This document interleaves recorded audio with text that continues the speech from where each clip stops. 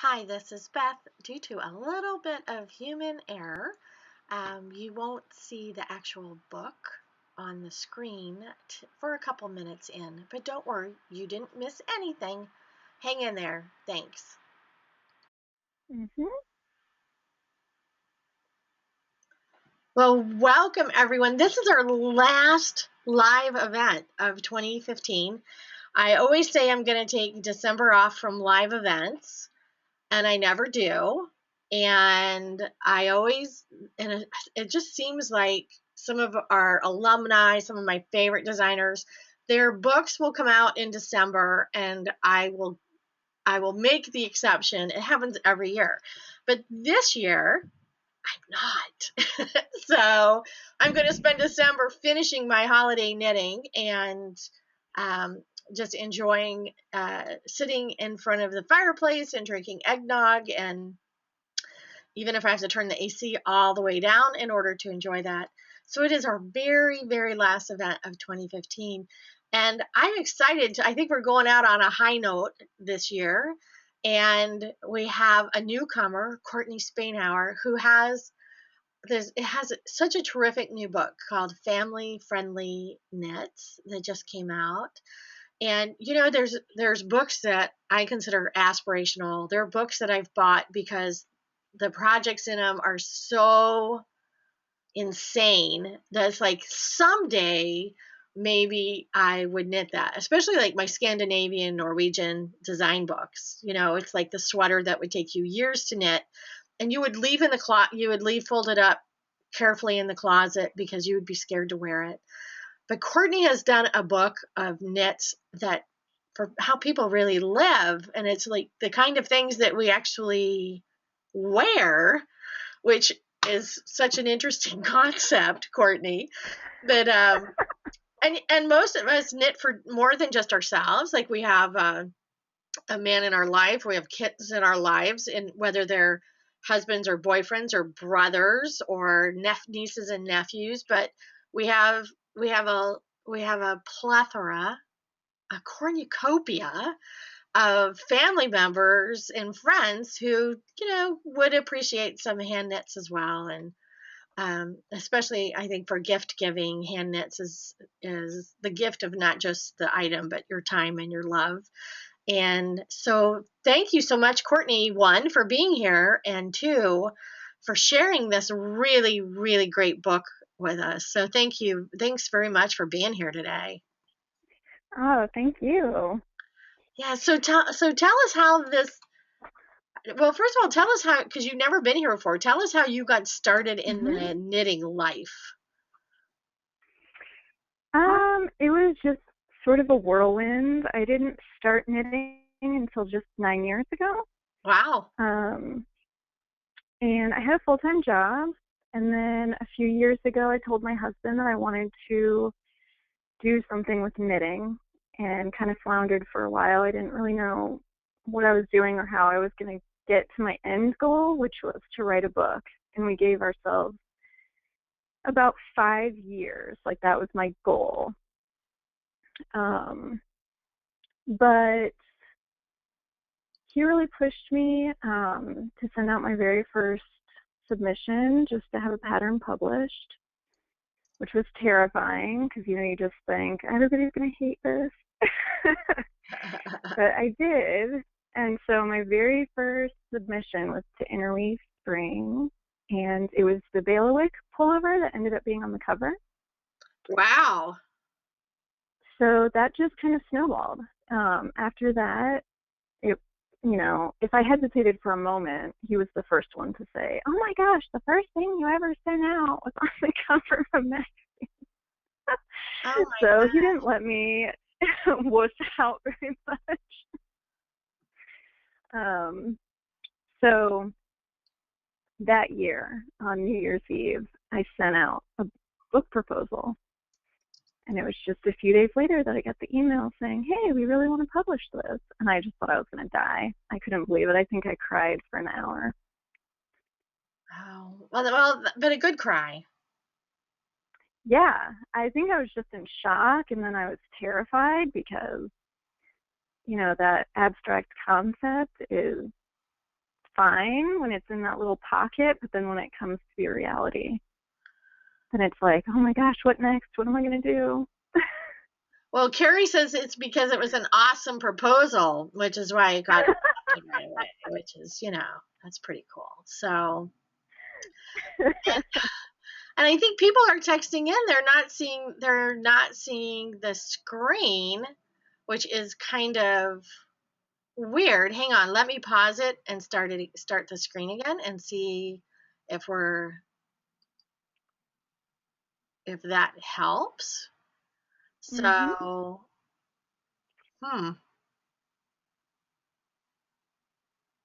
okay, that's a little weird. I don't think I've ever had this happen before. It's me. I'm telling you. All right, I just stopped showing my screen. I'm going to restart showing it. And no, it shows it. Okay, so let's take a little peek at the book and see if this helps, if this clears up the problem people are having with their video. So yeah, ladies in the room, let me know if you can see the cover of the book yet, because something weird is happening on the video, on the screen part.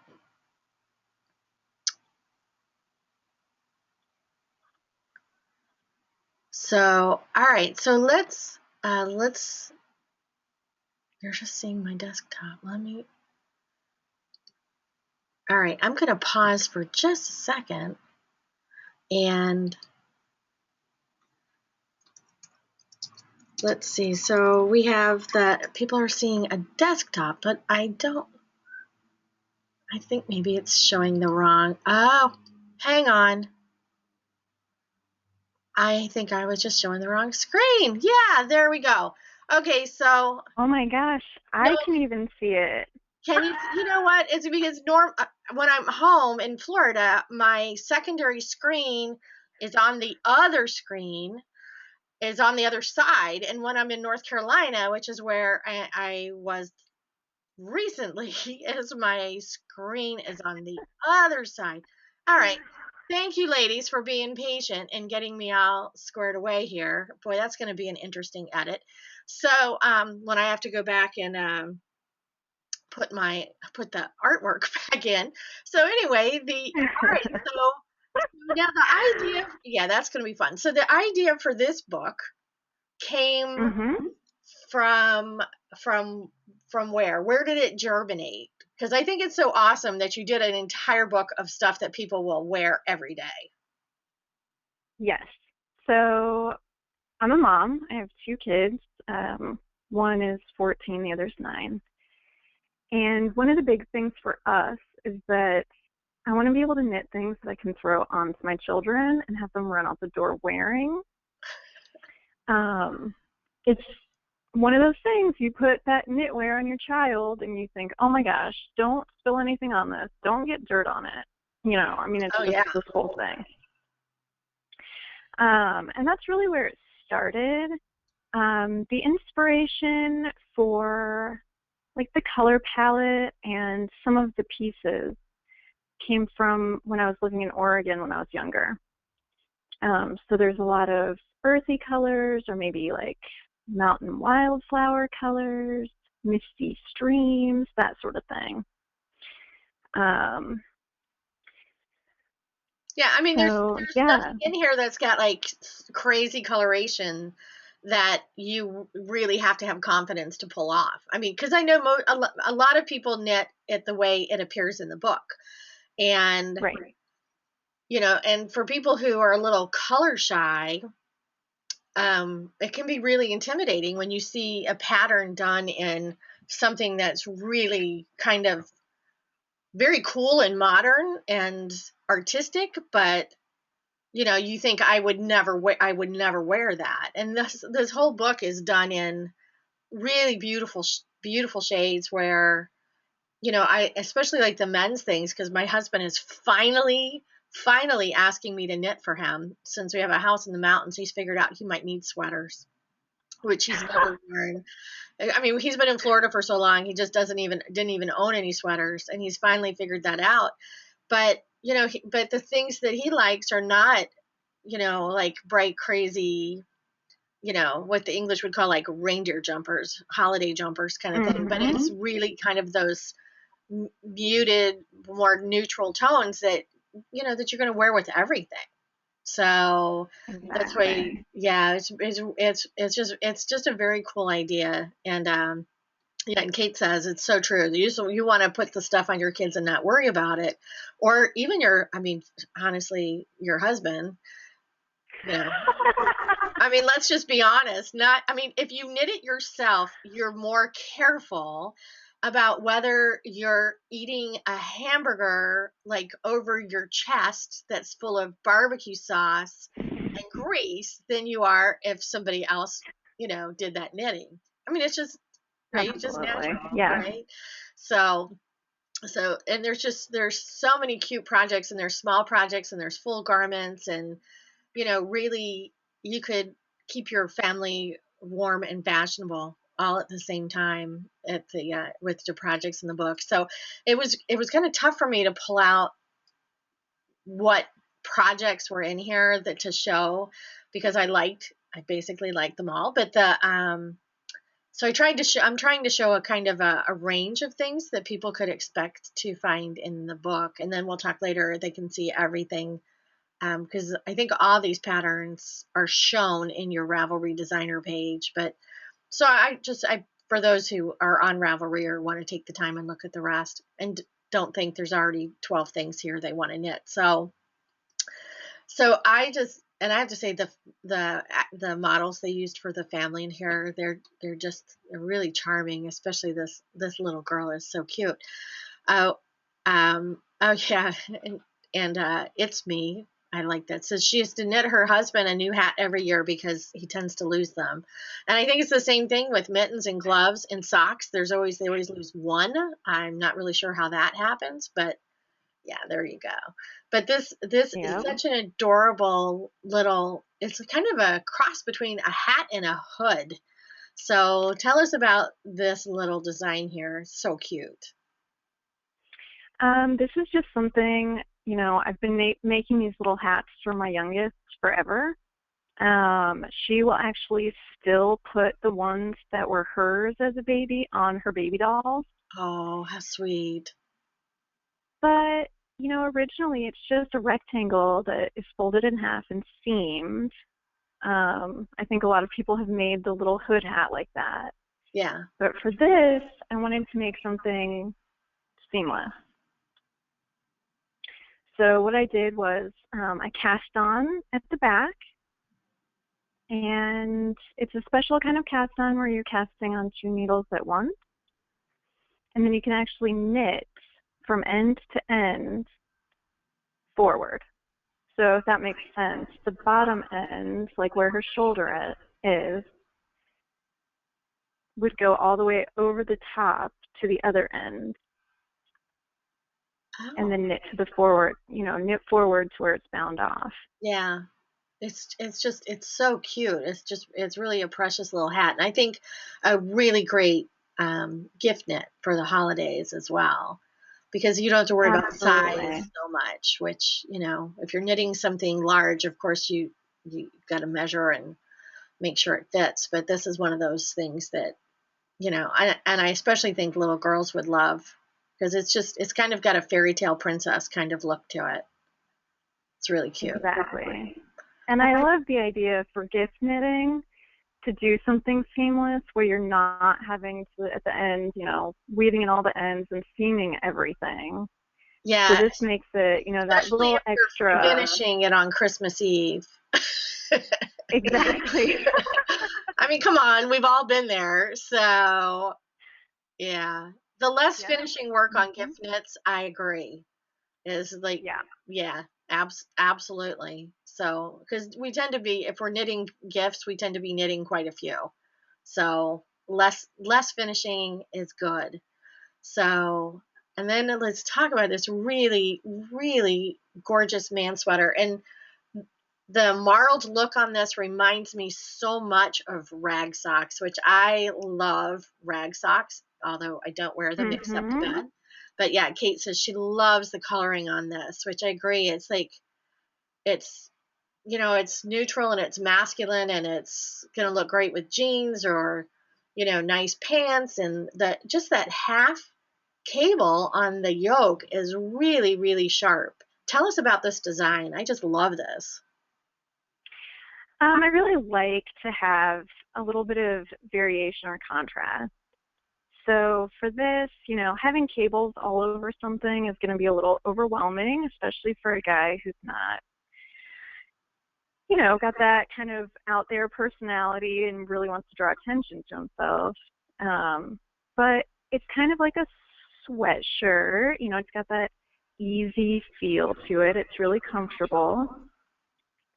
But those details make it a little bit more special and a little bit more engaging to knit. Yeah. And the thing about the all over cables is how much work goes into that for the knitter. And the one thing I hate, well, I always hate to unknit and unpurl, but I will say the thing I hate the worst to unknit and unpurl or fix is the cables. So yeah, that's so not fun. And although I use lifelines all the time, even when I'm cabling, but it's just like that little bit of detail because men tend to not like really fussy stuff. Right. Exactly. Yeah. So this is like the kind of sweater that, and never goes out of style. It's such a classic, really pretty. Yeah. And I agree with Kate. The color in this is beautiful. That kind of marled blue and oatmeal. Very nice. I would make this for myself actually and put a V-neck on it, or scoop neck because I don't wear crew necks. I wear scoop or V-necks because I'm claustrophobic. But which is why I would not be knitting this Ellen sweater, because of the high neck. But the panels of texture on this are really, really cool. Tell us about this design. This actually ended up being my favorite to wear. It's super, super comfortable. It's a little bit heavy, which makes it really fast to knit also, which is the win. Yeah, but always a win. Yeah. This guy is just worked from the top down, and it's completely seamless. All that shoulder shaping is built right in. So it's got a great fit through the shoulders. It's not super slouchy or baggy. So it really is. It's more of a timeless silhouette. Yeah. And I think that's kind of that's what runs through this book is these are designs that, if you take care of your knits, they're going to last you pretty much a lifetime if you take good care of them. Exactly. And that these are all designs that you could pull out of the closet today, 10 years ago, I'm sure 20 years from now, and they're going to look great. So this is such a classic silhouette. And and actually Kate says this is such a classic look, which I agree. And Mary Alice says, it just looks warm and comfy and very pulled together. And I think that's the thing. You see the model here is wearing it with a pair of blue jeans, and she could go almost anywhere and look like she was all polished and pulled together. I mean, assuming that she, she didn't have bedhead and her makeup on sideways, but I mean, she's just gonna look pulled together. It's a really classic sweater. And actually, Tootie wants to know, what weight yarn did you knit this in? That is actually the Quince & Co. Owl. So if I remember correctly, you're using size 7 needles.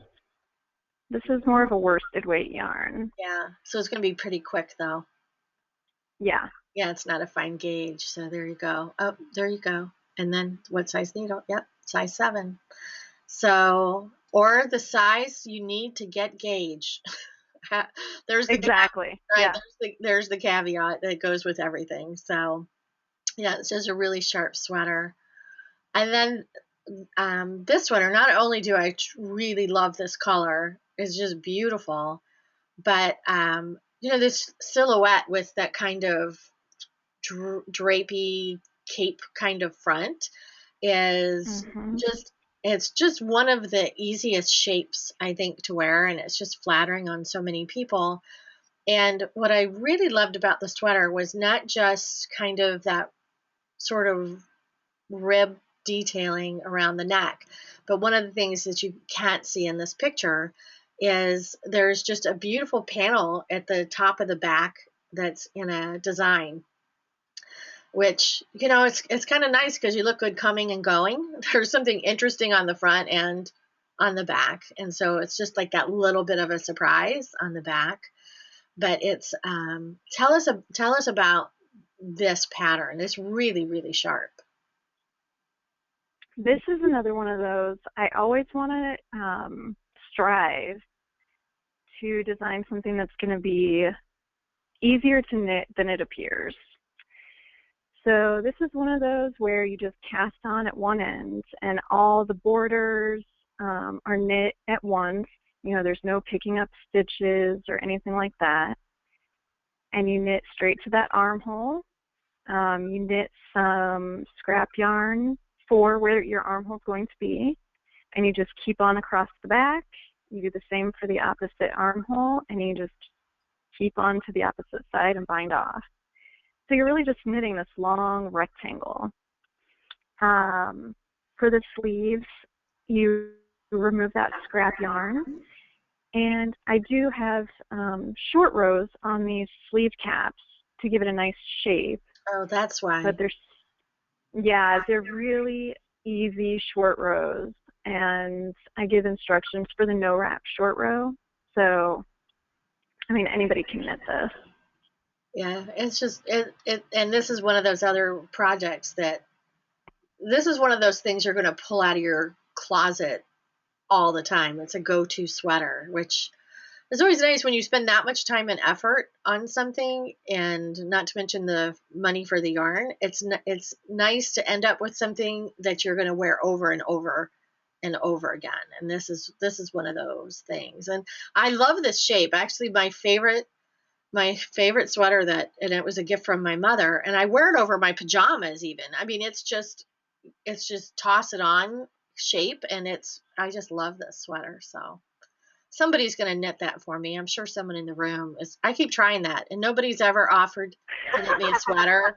I don't know what that is, but Tanis Gray actually knit me a hat, which was awesome. But yeah, nobody. I keep trying to get people to knit me sweaters, and no takers. I have no idea why.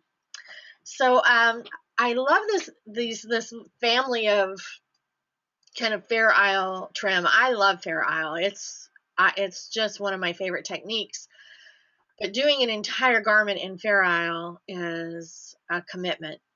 It's a real To commitment. say the least. Yeah, Yeah. it's a real commitment. And so what I loved about these, well, first of all, is for the whole, it's a whole family worth of sweaters, is that it's just Fair Isle detail as opposed to the entire body of the sweater. And you can see how it really gives a different look, whether, it's the full yoke, the edge of the yoke, or it's in the body part and on the bottom of the sleeves, which are like classic places that you see Fair Isle added to sweaters. And yeah, Kate says these are great. She hasn't tried Fair Isle yet. And Kate, I have a lot of videos on stranded knitting on my YouTube channel. And the thing is, it's really not complicated, but people think you're a genius when you tell them you knit it yourself, because you just can't even comprehend how that happened. So how it's possible. But so tell us about this family of sweaters here. To be honest, I'm going to tell you a secret. No. All right, we're listening. No, we won't tell anybody. Okay. I had never cut a single steek before I wrote this book. Mm. So all of these sweaters are knit in the round with steeks. And and I was trembling, thinking, oh my gosh, what am I doing? But I did it, and everything turned out fine. Yeah, there you go. There was that moment. So if I could do it, you guys can do it too. The ladies, the How, is definitely my favorite. I wear that thing all the time. It is so warm and so comfortable. But something that's a little bit different with each of these is that I also incorporate some knit and purl texture. So it's not just a Fair Isle. Oh, yeah, now that you say that, I can see it along the like the it's right below the yoke on the ladies and above the band and right above the ribbing on the men's. Yep. Oh yeah. What a great And idea. so, and then for the child that this little boy's wearing, there's knit and purl texture at the top above the color work, but there's also reverse stockinette in that bottom row, those orange triangles. Oh, So yeah.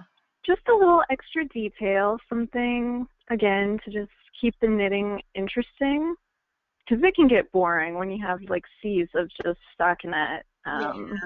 But the yards and yards of stockinette is great for when you're just watching TV or it's like that you get that break in between, which is nice. When you do a full Fair Isle sweater, there's no Yes. break. There's no mental break where you don't have to be looking at the chart and you're not, yeah. So the yards of stockinette can be soothing, which is nice that you don't get that full on, Fair Isle craziness. So yeah, and Kate says, oh, even more scary, Fair Island steaking. Though I will say everybody, before you take that scissors and you cut into the knitting, everybody has a heart attack.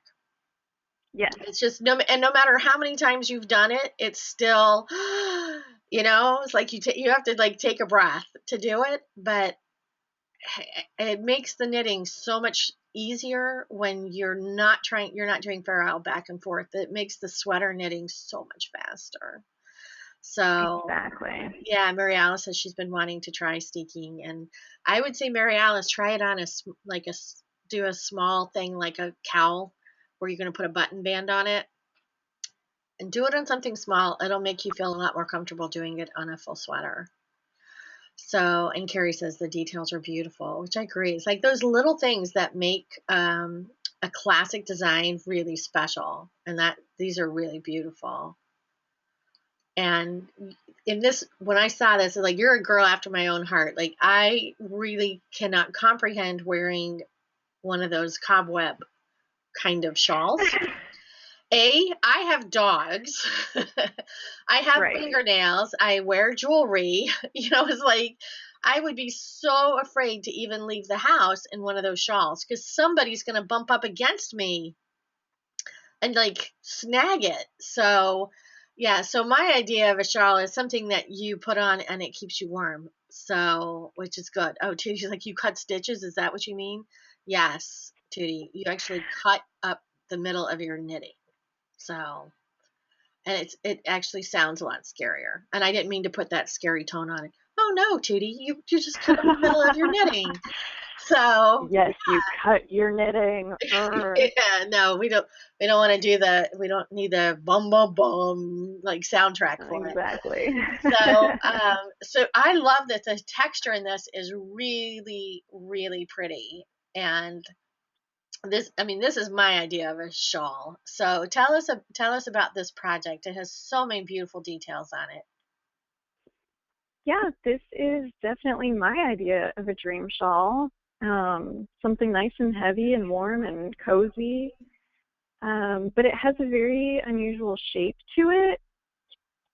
So it's kind of like an arrowhead shape. And you start at the wide end and then you just decrease to a point. So it's pretty easy knitting, really. Not quite your traditional shawl shape. No, and I love projects that they start on the wide end and it gets smaller as you work in, because I like to get the big rows out of the way first. Mhm. It's like if it goes from 1,000 stitches to 10 stitches, I'd rather start at the 1,000 stitches, because I know when I'm a few inches in, I'm like, it's all downhill. So yeah, so I like those kind of projects. But this, like the trim, like along the edge, that kind of has that sort of zigzag shape, and then it has like the row of faggoting and the little row. I mean, it's just like the changes in the texture just really make this one of those things that you're going to want to, like, always, people are going to want to touch it and look at it and like turn it inside out. So it's really pretty. Do you remember what yarn you used on this? Because it's really, really nice.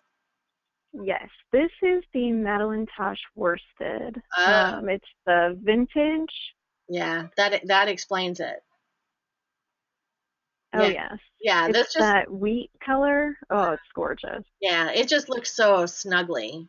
It just look. I actually kind of want to take it off that model right now, but yeah, it's just it's like a snuggly shawl, really pretty. I So think Carrie, who should be here, I think Carrie she is. saw it. Yeah. So what did you think, Carrie? Snuggly? She tried to steal it. Yeah, it's like, oh yeah, she loves it. Yeah, it just looks like something you want to wrap yourself up in, and if you gave it as a gift, I mean, clearly people would just. That was kind of one of the nice things when I gave my nieces. Yeah, of course, Carrie said Courtney was lucky to get that back. When I did Afghans for my nieces, they've told me that when they're sick, the first thing they want is that Afghan, because they feel like they're wrapped up in their Aunt Beth's love. And I think that's one of those things of like those kind of snuggly projects is, Oh yeah. yeah, that you actually, it's more, it's, you definitely, if it's a gift, the person like feels that love when they wrap themselves up. So, and then for people who have to knit hats every year, for people who lose them, Mhm. it's lucky. So this is it's like crazy that it's basically the same hat with a little bit of different technique on it. And whether it's the Latvian braid or some Fair Isle, it's and the little boy's hat, just some simple additions of Fair Isle is really, I mean, this is called the Choose Your Own Adventure toque, which I thought was really cute. And so tell us about this group of projects. This was one of those that we kind of threw in, sort of in the midst of developing the book. And they said, "What about some hats?" And I said, "Hats? Are you kidding?" And then all of a sudden I thought, I wonder if I could just do like a choose your own adventure. I think we all remember those books when we were younger. Yeah, And I thought, I'm going to do a collection of choose your own adventure hats. And there's cowls in there also. So there's a stitch pattern for the hats. There's a few different ones. I think there's 4. And then there are 4 for the cowls, but you can mix and match all of them. So I developed it so that there's, the same amount of stitches, the same amount of rows. You can mix and match however you like. You can change your colors however you like. So yeah, I mean, it really is the same basic hat for each of these, and then just picking and pulling whatever you wanted out of those charts. yeah. And like What a the great lady's idea. hat, that hat looks like there might be a few different stitch patterns, but they're all the same chart repeated using different colors. Yeah, So there's so much variation that you can achieve. yeah, and you can see that the little boy's hat, the stitch pattern on that is the pattern at the top of the man's hat as Yes. well. I mean, so yeah, so I love that kind of interchangeable. So basically you could do 100 different hats from the same pattern just by changing up which chart you're choosing your design from. Yeah, and Kate says it's a cool idea. She remembers those books too.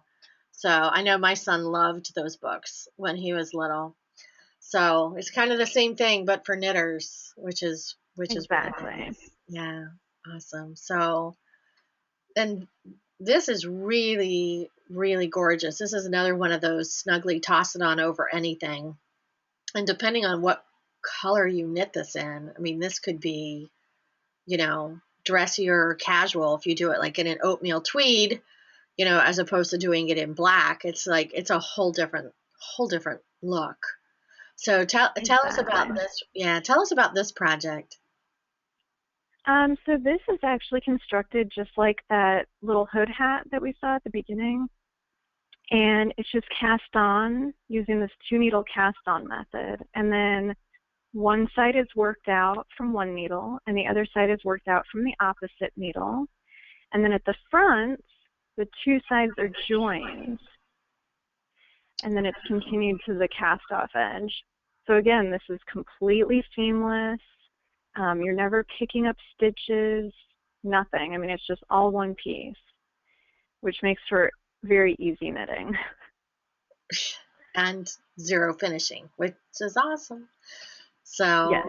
yeah, and this yarn looks really, really scrumptious. Do you remember what you knit this in? Yeah, this is another Quince & Co., but this is the Owl Tweet. So it's got a little bit of that little nuppy deliciousness that the regular tweet doesn't really have. So it's a little bit more tweedy, Yeah, it's really, a little really more pretty. rustic. Yeah, and Kate says she loves the seamless thing, which I agree. And I think most knitters, seaming is not their number one thing that they knit for. To have the joy of seaming Right. afterwards. Yeah, we'd rather knit than seam. But yeah, and Carrie says these projects all have such unique construction techniques, which I agree. It's really cute. So this just made me laugh when I saw it. And I have a 4-year-old niece, and I'm looking at this and I'm thinking, oh, I could so see her in this. This is the cutest thing I would want. If I were wearing this, I'd be rubbing my belly all day long, running my hands through the shag on the front. This is just too cute. Tell us about this project. All right. So this was one of the original concepts that I had when I first started developing the book. And I just thought it would be so cute. Like, why not, fringe was kind of in at the time. This was a couple of years ago. And I thought, why not just fringe out the whole front of a sweater? And everybody, because, writing a book is a team effort. And so, the publisher, they're looking at it and they're thinking, this is crazy. Are people going to want to knit this thing? But I fought for it. And now it's been one of the patterns that everybody says, oh my gosh, I got to make that for my kids or for my nieces. But I do talk in the book about the loop stitch, which is what I've used for the front of the whole sweater. And you can cut the loops like I did for this one, which is kind of like a little lioness sweater, or you can leave the loops intact. So I talk about maybe, a soft gray or a cream color, and it would look very sheepish with the loops intact. Yeah. But really changing the color to suit the kid you're knitting for. And I even talk about like little nature lovers and doing a grassy green color. Which is what I was just thinking, because I was thinking about my niece, and I was thinking, this would be really cute if I did it in green, and I added some knitted flowers, like sewn into the grass, and basically gave her a flower garden on her tummy. So I love that. yeah, there's like it's just really cute. Yeah, and Tootsie said this is just so darn cute, which I agree. You almost feel like you need to pet that sweater all the time. Yeah, every kid that I've put in that thing, they just stand there hypnotized and rub their bellies. So cute. It has a very calming effect. There's nothing wrong with that. It's better than Adderall, right? So yeah, very cute. And so And this is like the ultimate family gift, I think, is socks. And I think if you're knitting for a whole family, to do like matching socks for everyone, because little boys always want to be like dad, and little girls want to be like mom, and it's kind of, you can do matching without it being so precious that it just makes people want to gag. So, Mhm. yeah, this is really, and the texture on these are really, really, really pretty. So tell us about this design. Okay, these are the cuff to cuff socks, and I don't like knitting socks because I've tried the magic loop method. I've tried two at a time. I've tried everything, and I just don't want to feel like I'm knitting forever. And I really don't like casting on twice and knitting the same thing over again. Yeah, that's the hard So, part. yeah, and every so often, it's usually right around this time of year up until about February, everyone's knitting socks. And then I'm thinking, oh, maybe I should be knitting socks. And it's always a bad idea. So a couple years ago, I thought, maybe I should knit socks in a little bit heavier weight yarn. Maybe that's my problem. So I started that, and I got to the toe of just a simple sock, top down, and I'm like, I can't bear to stop and graft this toe together and start again. So I just grabbed a ball of yarn and I knit a few rows, and I started another sock toe up. And that is what I've done for these. So that was really just the seed of this pattern. So essentially you're just knitting one sock from the cast on cuff to the heel to the toe, and then you bridge it with some scrap yarn, and then you start the second sock from the toe up, working the heel and then binding off at the cuff. Oh, very clever. It does absolutely prevent second sock syndrome. Yes. So, So yeah, obviously I wanted to Mary have a little says bit this. of texture. Yeah, Mary says this is so cool, which I agree. That's a very cool idea. So, so there's texture on the top, but I Yep, look at the socks, and they don't look like the stitches reverse at all. It looks the same. exactly. I just used a very simple slip stitch. I wanted something that was going to look great both directions. And also that was going to be easy to knit, that wasn't too fussy or fiddly, because I think that's really the core of what these socks are about. And I also developed this toe shaping, which is a little bit unusual looking, but it's really comfortable. Your toes can spread out. You don't have any binding edge stitches, and also they're nice and flat, unlike a round toe that can be a little bit bulkier. Yeah, So really. these were really fun. Yeah, and Kate says she's never heard of knitting socks this way, and Carrie says she just loves this technique. Oh, by the way, we're getting a lot of like solid caps and exclamation points here, so which is always fun. But I like how the stitches end up with the increases and decreases at the toe. I think that looks really Hmm. cool as well. In addition to like being comfortable, I think it's a cool design detail. Creates a cool design detail as well.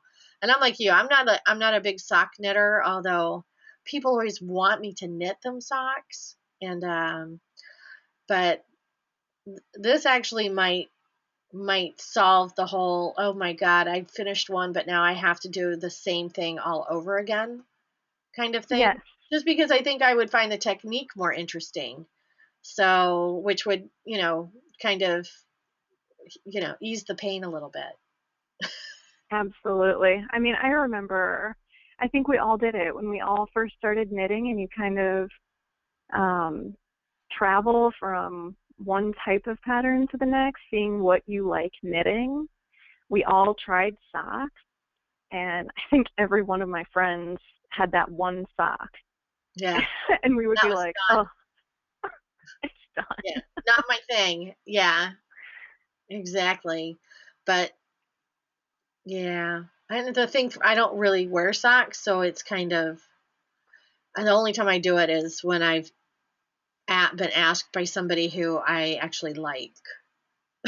Right. So Yeah. yeah, it's a commitment, especially if you're knitting, on size 1 needles, and it's a commitment. So yeah, And I that's like. the other thing. I did use a DK weight yarn for these. So they're not super tiny. I mean, this is knit on like size 6 needles.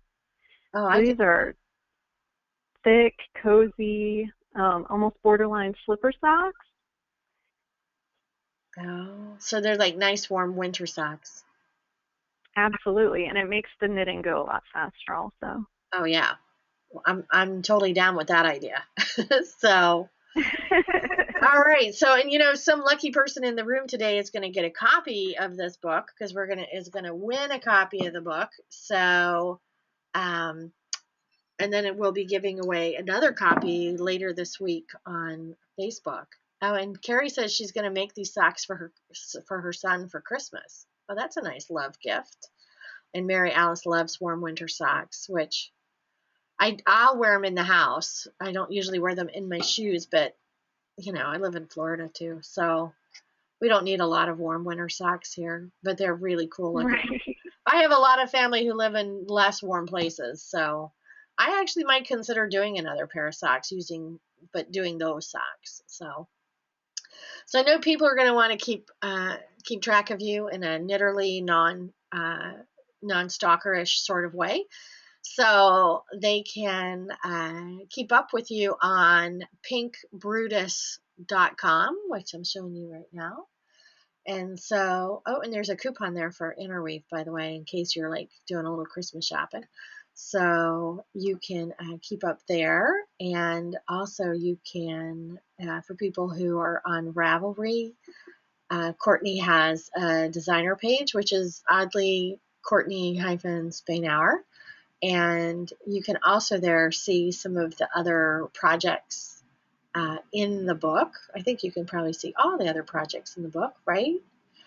Yep. So, yeah. And then also where Courtney's had projects in magazines and as well. So you can keep up there. And then Courtney is also on Pink Brutus is her handle on Pinterest. Where does the Pink Brutus come from, Courtney? Everybody wants to know about Pink Brutus. It's such a secret. It's a secret.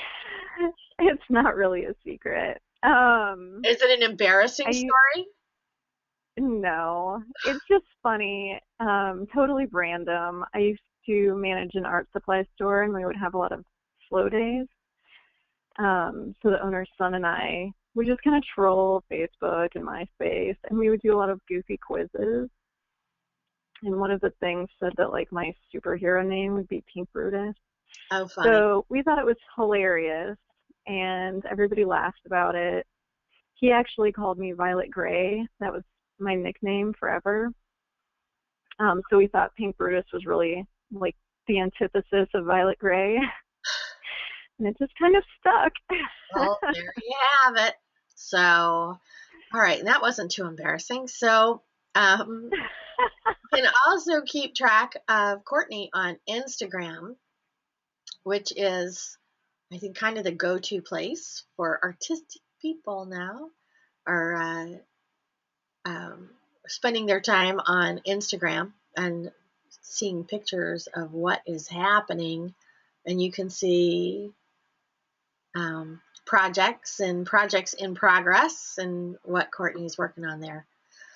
So I know you're going to want this book. So the first thing you're going to do, well, if you don't win, is you're going to call your local yarn store and ask if they have it, and to put one aside for you, and if not, why they don't have it. But if you just need it now, and you want to help Planet Pearl continue to bring you live events like today, as you can head over to Planet Pearl and then click on books and scroll down, and you'll see Courtney's book right here. And there's a link here where you can click through and buy it on Amazon and help support Planet Pearl. All at the same time. It's a twofer. Everybody wins. And if you don't win a copy in today's live event, starting tomorrow morning, you will find on Planet Pearl's Facebook page, you will find another opportunity to win, because that's how we roll around here. So thank you so much, Courtney. I'm really delighted to meet you, and I hope this book is madly successful and that we see people wearing your stuff all over this winter. That would be Thank pretty you. cool. I hope that also. Yeah, that's pretty cool. I think to see people wearing your designs is interesting. Is one of those moments. So, yeah. So what a great book and what a great idea. And thank you for giving us projects that we'll actually wear over and over and over and over again. So, Kate says thank you, and Susan says thank you. It was really, Aw. really a delight to meet you. Thanks for being my last guest of 2015. It was really special. And so, people in the room, do not disappear, because I'm about to give away a book. And Courtney, I hope you'll come back and talk to us about your next project when you're ready. Absolutely. Thanks. Thanks, everyone.